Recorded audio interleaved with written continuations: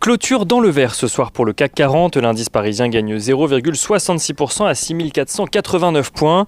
Les investisseurs qui ont pu suivre toute la journée le rebond de l'activité manufacturière de part et d'autre de l'Atlantique, mais aussi en Asie. Rebond de l'activité manufacturière qu'on va détailler ensemble pour ces différentes régions du monde. Pour la zone euro, tout d'abord, l'indicateur ressort à 63,1 points, son plus haut niveau en progression donc par rapport au mois dernier, avril, où il se situait à 62,9 points. On note d'ailleurs que IHS Markit, qui a calculé cet indice, fait état d'un sous-indice des prix d'achat qui bondit de son côté dans la zone et passe de 82,2 points en avril à 87,7 points au mois de mai. En France, l'activité manufacturière est elle aussi sur un niveau record, un plus haut depuis plus de 20 ans, à 59,4 points après 58,9 points en avril. Une progression qui fait d'ailleurs dire à l'Institut IHS Markit toujours que le plus gros défi des entreprises à présent, c'est d'assumer la charge de travail face à ce rebond de la demande.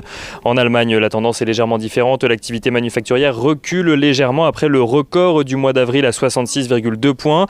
Cette activité manufacturière dont l'indice PMI revient à 64,4 points donc au mois de mai.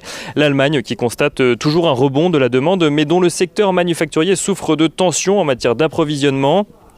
Enfin, en zone euro, toujours l'Italie et l'Espagne signent elles aussi des activités manufacturières à des niveaux records et c'est d'ailleurs une tendance qui est également partagée par le Royaume-Uni. En Chine, en revanche, l'Institut Caixin montre de son côté une très légère augmentation de 0,1 point, donc pour arriver à 52 points. L'activité manufacturière qui est elle aussi freinée à présent par des tensions en matière d'approvisionnement.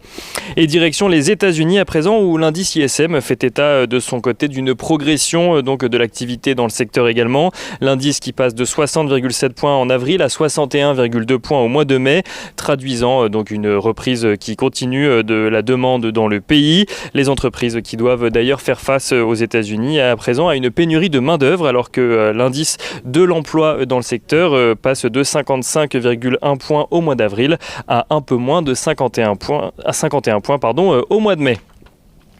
Les investisseurs qui, au-delà des indices d'activité manufacturière, ont également pu découvrir ce matin le niveau d'inflation en zone euro qui progresse de 2% au mois de mai, soit légèrement plus que les attentes du consensus, mais une inflation qui dépasse aussi l'objectif de la BCE qui, on le rappelle, vise une inflation inférieure mais proche de 2%. La BCE qui, on le rappelle également, estime, tout comme la Fed, que les tensions inflationnistes sont temporaires.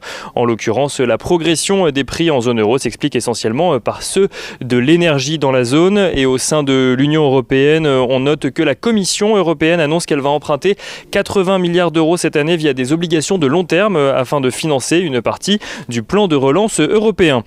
Du côté des valeurs, à présent qu'il fallait suivre aujourd'hui à la bourse de Paris, Suez a annoncé même ce matin avoir cédé des actifs pour 1,1 milliard d'euros à l'allemand Pré-Zéro. Une session dont les premières discussions avaient commencé en septembre dernier et qui concerne des activités de recyclage et de valorisation des déchets aux Pays-Bas, au Luxembourg, en Allemagne ou encore en Pologne.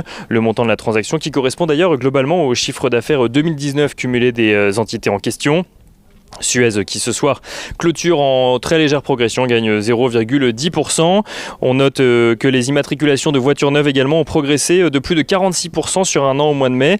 Des immatriculations de voitures neuves qui restent cependant inférieures de près de 30% au niveau de mai 2019.